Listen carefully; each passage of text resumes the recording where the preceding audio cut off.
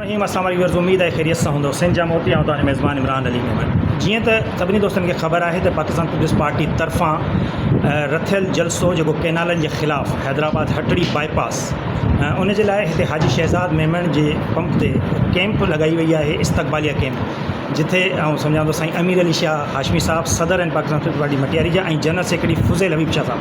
उन सां ॻाल्हायूं था ऐं पुछूं था, सर छा था सम्झो जलसो जेको तव्हां कयो पिया इन सां फ़र्क़ु पवंदो केनालनि जे मामले ते? बिस्मिल्लाहिर्रहमानिर्रहीम। हीउ जेको अॼु जलसो कयो वियो आहे सो असांजे चेयरमैन बिलावल भुट्टो साहब 4 अप्रैल ते बड़ी ख़ुदा बख़्श में ऐलान कयो। उहो ई ऐलान कयो हुई त शहबाज़ शरीफ़ खे वाज़े लफ़्ज़नि में ॿुधाए छॾियो हुई त जेकॾहिं अवाम चए थी केनाल न खपनि त पीपल्स पार्टी तव्हां सां न अवाम सां गॾु। हीउ जेको उन ई जलसो उन ई ॾींहुं कई आहे।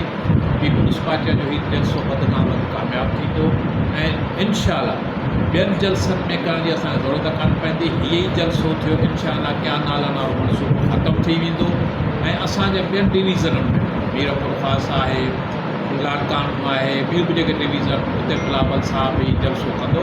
पीपल्स पार्टी जॾहिं को सिंध जे ख़िलाफ़ु को इशू थियो आहे त कालाबाग डैम हुजे, थल केनाल हुजे या ॿियो को मनसूबो हुजे, तव्हांखे यादि हूंदो त मोहतरमा बेनज़ीर भुट्टो कमु शहीद ते धरणो ॾिनो, मोहतरमा बिलावल भुट्टो तहरीकीअ में बि उहो धरणो ॾिनो, पंजाब जे सरहदुनि ते बि धरणा हया हूंदा ऐं उहे मनसूबा नाकाम कया। इनशाअल्लाह हीउ मनसूबो पीपल्स पार्टी ऐं बिलावल भुट्टो साहब नाकाम कराईंदा ऐं हीअ असांजे सिंध जे जियापे जो मसइलो आहे, असांजे सिंधी अवाम जे ज़िंदगी जो मसइलो आहे।